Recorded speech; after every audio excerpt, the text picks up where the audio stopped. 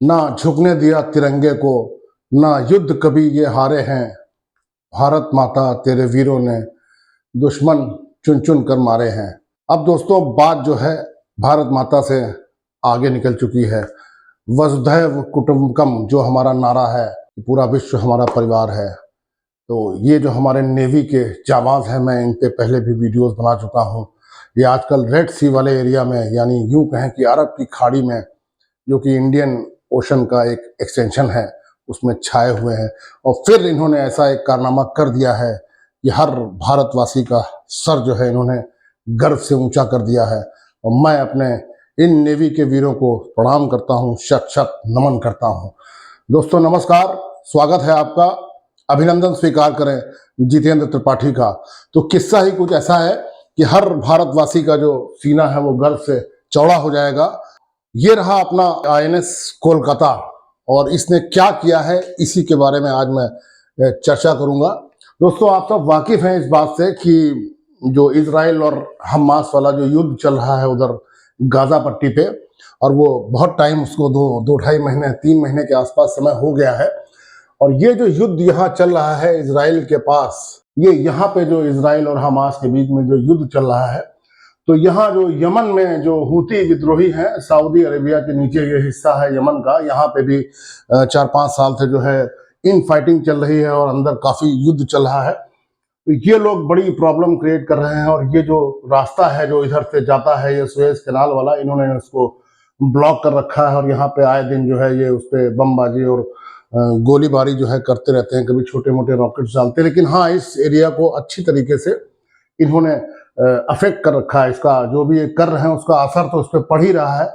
तो होता क्या है कि जो जहाज जो है इधर से निकल के इस एरिया से जाके मेडिटेरेनियन सी से यूरोप की तरफ जाते थे, उनको अब जो है बड़ा रास्ता लेना पड़ता है इधर से जाके। ये बहुत ज्यादा घूम घाम के, मेरे ख्याल से 3-4 हजार किलोमीटर एक्स्ट्रा जो है इनको चलना पड़ता है। तो ये तो असर देखिए, युद्ध का असर जो है होता कहीं है, और जो उसका जो असर है वो पूरी दुनिया पे ये किसी न किसी रूप पे पड़ता रहता है। जैसे अपना यूक्रेन और रशिया का युद्ध चल रहा है, तो उसका असर ऐसा पड़ रहा है कि यूक्रेन, जिसको हम लोग wheat ball of the world कहते हैं, तो अब वीट का एक्सपोर्ट वहां से बंद हो गया है। तो जहां जहां एक्सपोर्ट हो रहा था वीट, उन देशों में उसका फर्क पड़ा है। और फिर रशिया पे सैंक्शंस, मतलब वो तो एक दूसरी बात है। लेकिन हाँ, ये जरूर है कि युद्ध कहीं भी होता है तो असर जो है उसका थोड़ा या ज्यादा पूरी दुनिया पे पड़ता है। दोस्तों हुआ क्या है कि ये जो देश है सोमालिया, ये बहुत बुरी हालत में इसकी जो इकोनॉमी है और जो इसका जो प्रशासन है और जो यहाँ पे जो भी एडमिनिस्ट्रेशन है वो इतना नहीं है कि यहाँ पे इसको, जो यहाँ के लोग हैं, जो सोमाली पीपल हैं, उनको कंट्रोल कर पाए। और उनके पास ना कोई बढ़िया रोजगार है, और इस देश की हालत वाकई बहुत खराब है, बहुत गरीबी में है, और बड़ी अव्यवस्था यहाँ फैली हुई है। तो ये एरिया जो है इस बात के लिए फेमस है, मशहूर है, या यूं कहें कि कुख्यात है। मशहूर तो क्या होगा, इस बात के लिए कुख्यात है चूंकि यहाँ पे कोई रोजगार का साधन नहीं। तो सोमालिया के जो लोग हैं, इस समुद्री रास्ते पे जो लोग व्यापारी, जो जहाज निकलते हैं, मोटर वेसल्स जो निकलते हैं, उन पे ये लोग जो है कब्जा कर लेते हैं, उनको हाईजैक कर लेते हैं। और इसी फिराक में रहते हैं कि इनको हाईजैक कर लें, फिर हाईजैक पे करके उस पर जब कब्जा हो जाएगा तो जिस भी देश का या जिस भी कंपनी का वो जहाज होगा, वेसल होगा, उससे एक बढ़िया सा रैंसम लेंगे, बड़ा अमाउंट लेंगे, और वो हमको मिल जाएगा। फिर उसके बाद जो भी निगोशिएशंस होंगे उसके बाद उस जहाज को छोड़ दिया जाएगा। तो ये बहुत बड़ा एक न्यूसेंस है इस एरिया के लिए। कुछ ऐसा पिछले 4-5 साल से जो है, 6 साल से सोमाली जो पायरेट्स हैं, उन्होंने उनकी गतिविधियों पे जो इंटरनेशनल जो फोर्सेज हैं, नेवल फोर्सेज, उन्होंने मिलकर इन पे लगाम लगाई थी। और पिछले 7 साल से ऐसा कुछ था कि सोमाली पायरेट जो है वो अपनी हरकतें करते तो थे, लेकिन किसी भी शिप को पूरी तरीके से हाईजैक करके उस पर कब्जा कर नहीं पाते थे। ये पिछले 7 साल से इनका चल रहा था। लेकिन अभी जो इंडियन नेवी ने कारनामा किया है, वो कारनामे का जो कारण है वो इन्होंने ही दिया है। इन्होंने क्या किया कि एक शिप को पिछले साल दिसंबर में जो है हाईजैक कर लिया और उस पर कब्जा कर लिया। और ये घटना जो है 7 साल के बाद है, और ये पहली घटना है पिछले 7 साल में। तो मतलब ऐसा लगता है कि ये सोमालियन पायरेट जो बीच में इनएक्टिव हो गए थे, अब फिर से जो है एक्टिव हो गए हैं इस एरिया में। तो ये जो शिप पे जो कब्जा किया था, तो इंडियन नेवी, जो कि अभी मैं इस पे ये तीसरा वीडियो बना रहा हूँ, इससे पहले भी 2 वीडियोस बना चुका हूँ। तो पहला वीडियो था उसमें लीला नॉरफॉक एक वेसल था, उसको इंडियन नेवी ने छुड़ाया था और पूरे विश्व में इंडियन नेवी की प्रशंसा हुई थी और बहुत तारीफ हुई थी, बड़ा गुणगान हुआ था।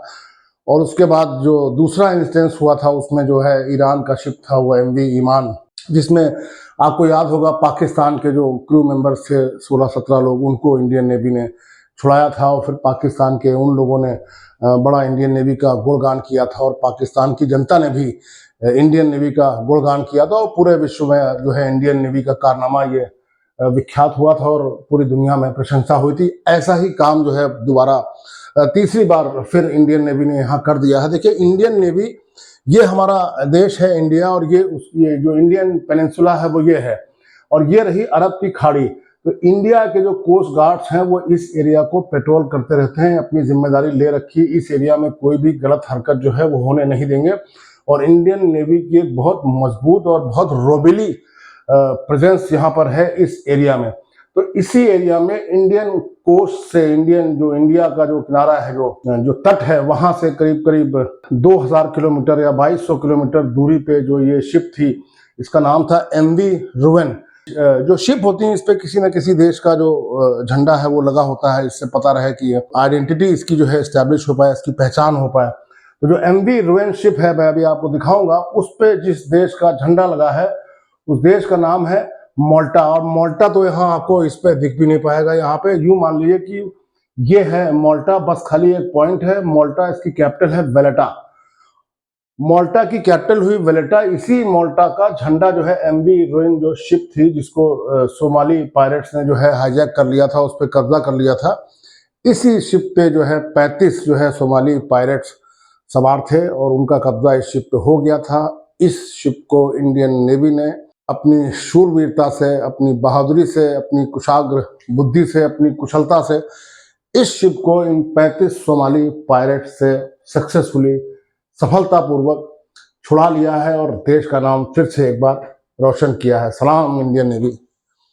दोस्तों ये रहा वो एरिया, ये अपना इंडिया का नक्शा और ये वो एरिया है जहाँ पे काम हुआ है, लगभग ये एरिया है। और अब पूरी कहानी ये है कि देखिए एक अल जजीरा नाम का एक अच्छा सा प्रतिष्ठित पेपर है, तो पूरी कहानी निकली हुई है। Indian navy captures ship from Somali pirates rescuing 17 crew members. और इन सोमाली पायरेट्स जो 35 थे, इन्होंने जो है 17 क्रू मेंबर्स को, जो शिप का स्टाफ होता है, जो शिप को चलाता है, जो शिप को मैनेज करता है, उनको बंदी बना लिया था और उन्हीं को इन्होंने छुड़ाया है और 35 सोमाली जो पायरेट्स हैं उनको अपने कब्जे में ले लिया है।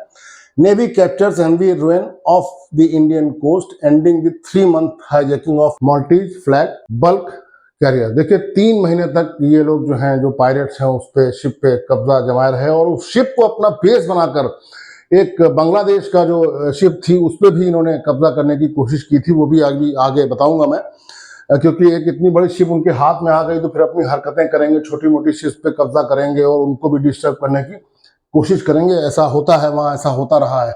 Indian naval forces including special commandos have seized a cargo vessel that had been hijacked. Somali pirates ने जिनको हाईजैक किया था उस वेसल को सीज कर लिया है, 17 क्रू मेंबर्स को बचा लिया है, उनके कब्जे से छुड़ा लिया है और जो 35 जो पायरेट्स थे उनको जो है बंदी बना लिया है। और ये शिप का नाम है MV रुवेन। उन्होंने सरेंडर कर दिया and the ship has been check for presence of. Ship की फिर जांच हुई कि इस पे कोई इलीगल आर्म्स तो नहीं है, या जो पायरेट्स ने जिनको बंदी बनाया था उनको किसी तरह से कोई चोट तो नहीं पहुंची, कोई सिविलियन कैजुअलिटी तो नहीं है, या कोई सिविलियन अभी अंदर बंदी तो नहीं रह गया। MV Ruin was hijacked late last year and the Navy said it first intercepted the vessel on Friday. The pirates on board the vessel have been called upon to surrender. सब surrender हो गया, जलवा हो गया Indian navy का। और यही vessel जो है have been used as the base for takeover of a Bangladesh flag cargo ship off the coast of Somalia earlier this week. European Union के जो नेवल फोर्सेज हैं उन्होंने ये बात बताई है कि ऐसी आशंका थी कि इसने पायरेट्स ने इस शिप को जो हाईजैक किया था उसको बेस बना के दूसरी शिप्स को हाईजैक करने की कोशिश की, जिसका जो बांग्लादेशी फ्लैग थी। और ये जो है पहली घटना है, first successful takeover of a vessel involving Somali pirates since 2017। जैसा कि मैंने आपको बताया कि पिछले 7 साल में ये पहली बार ऐसा संभव हो सका है कि सोमाली पायरेट्स जो 35 की संख्या में थे वो किसी शिप पर चढ़े और उसको अपने कब्जे में ले लिया। ये इंडियन नेवी का जो स्पोक्स पर्सन, जो ऑफिशियल उनका जो जो ट्वीट है वो इस तरह का आया है। Indian navy thwarts designs of Somali pirates to hijack ships flying through the region by intercepting ex MV Ruen. MV Ruen को जो हाईजैक कर लिया था, इंडियन नेवी ने बताया। ये हाईजैक हुई थी 14 दिसंबर 2023 को, और इस तरह से इन्होंने अपना पूरा सब बताया है। छोटे मोटे वीडियोस डाले हैं, कुछ फोटोग्राफ से अपनी बात कही है। INS Kolkata in the last 40 hours through concerted actions successfully cornered and coerced, मतलब उन पे ओवर पार कर लिया गया 35 पायलट्स को और उनको छुड़ा लिया गया, जो 17 लोग वहां पे थे। अब ये आईएनएस कोलकाता क्या है? अब आईएनएस कोलकाता दोस्तों अकेले तो नहीं चलती। इसका जो जलवा है, इसका जो इकबाल है, इसका जो क्या कहें कि इसका जो भौकाल है, वो अभी मैं आपको दिखाता हूँ। ये बहुत सारे अपने असिस्टेंट्स के साथ चलती है। इसके साथ बहुत सारे जो शिप्स हैं, किसी न किसी चीज में वेल इक्विप्ड, किसी के पास आर्म्स होंगे, किसी के पास कोई सेंसर्स होंगे, किसी के पास कोई और इक्विपमेंट होगा। ये पूरा अपना जो है बेड़े के साथ चलता है। ये बहुत ही खौफनाक जो है कोस्ट गार्ड है। देखिए, इसकी जो थोड़ी बहुत जानकारी मैं आपको दे सकता हूँ। INS Kolkata is the lead ship of Kolkata class stealth guided missile destroyers. Destroyers मतलब कई जो जहाज हैं इस तरह के चलेंगे, उसकी ये लीड शिप है, ये लीडर है। ये अकेले नहीं चलता, इसके साथ बहुत सारा जो है तामझाम होता है, और बहुत सारे लोग इसकी हेल्प के लिए या इसको पूर्ण करने के लिए होते हैं, इसकी सहायता के लिए। और destroyers of the Indian navy named after the Indian city of Kolkata, she was constructed at Mazagon docks limited and was handed over to the navy on 10 July 2014 को। ये हैंड ओवर हो गया था इसका नेवी को, और प्राइम मिनिस्टर जो नरेंद्र मोदी साहब हैं, इन्होंने इसको कमीशन किया था 16 अगस्त 2014 को। तो इस तरह से ये इंडियन नेवी में इंडक्ट हुई, और प्रधानमंत्री नरेंद्र मोदी जैसे ही प्रधानमंत्री बने थे, उसके शायद 3 महीने के बाद ये इन्होंने कमीशन कर दिया था। इसको कहते हैं आईएनएस कोलकाता क्लास डिस्ट्रॉयर। कई क्लास के डिस्ट्रॉयर्स हैं, उसमें आईएनएस कोलकाता एक है। इसका डिस्प्लेसमेंट जो है वो 7500 टन का है। इसकी लेंथ जो है वो 163 मीटर। आप सोच लिए कि करीब करीब 550 फीट इसकी लेंथ है। इसकी बीम जो है 57 फुट की है। स्पीड इसकी जो है वो 56 किलोमीटर पर आवर है। मतलब 56 किलोमीटर एक बहुत अच्छी स्पीड होती है किसी भी इस तरह की शिप के लिए, इस तरह के डिस्ट्रॉयर के लिए। It is a very good speed. इसकी जो रेंज है एक बार में जो चलने की, जो भी इसका फ्यूल है, जो भी इसके पास ईंधन है, तो उस ईंधन के साथ 11,000 किलोमीटर तक एक बार में चल सकती है, पूरा एक चक्कर लगा सकती है। और ये जो है, इसमें कौन कौन से सेंसर्स लगे हुए हैं आप जानेंगे तो आपको बड़ा आश्चर्य होगा। रडार से ये सुसज्जित है। इस पे सोनार भी लगा हुआ है कि पानी के अंदर कोई हलचल होगी तो जान लेगी रडार, तो ऊपर कोई हलचल होती है, रेडियो डिटेक्शन एंड रेंजिंग, वो उसको पहचान लेगी। और इलेक्ट्रॉनिक वॉरफेयर में भी ये पूरी तरीके से सक्षम है। इसमें जो डिकॉयज हैं वो 4 जो हैं कवच लॉन्चर्स हैं, और 2 जो है मारीच टॉर्पीडो काउंटर मेजर्स हैं। आर्मामेंट इसका ऐसा है कि एंटी वॉरफेयर जो मिसाइल से लैच है, बराक मिसाइल आपने सुनी होगी, लेकर ही चलता, सोचिए कितना खतरनाक होगा। और एंटी सरफेस जो वॉरफेयर है उसकी भी इसके पास पूरी क्षमता है। 16 ब्रह्मोस एंटी शिप मिसाइल लेके चलता। समझ लिए पूरा एक जो है हथियारों का एक गोदाम, जो है हथियारों का पूरा एक जखीरा साथ में चल रहा है। तो कहाँ किसी सोमाली पायलट या किसी और फोर्स की किसी की हिम्मत नहीं है जो इसके सामने एक पल भी खड़ा रह सके। और इसके पास जो है एंटी सबमरीन वॉरफेयर का भी जो पूरा जखीरा है। टॉर्पीडो ट्यूब्स हैं, सबमरीन रॉकेट लॉन्चर्स हैं, गन्स हैं 76 mm की।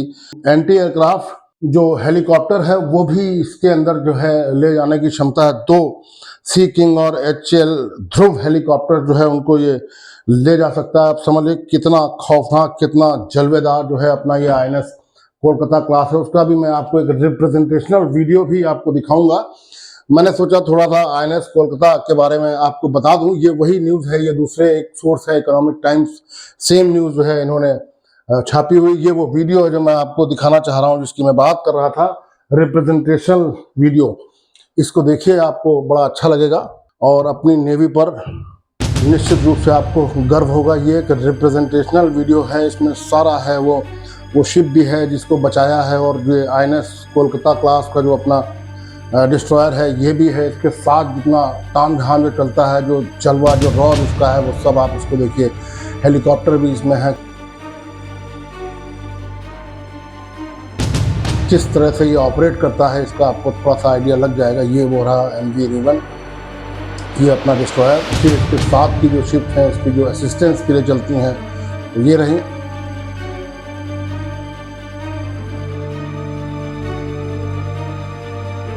ये अपना वो ध्रुव हेलीकॉप्टर है जो इसको असिस्ट करता है, ऊपर से अगर कोई हमला करना है या कोई निगरानी करनी है उसके लिए है ये।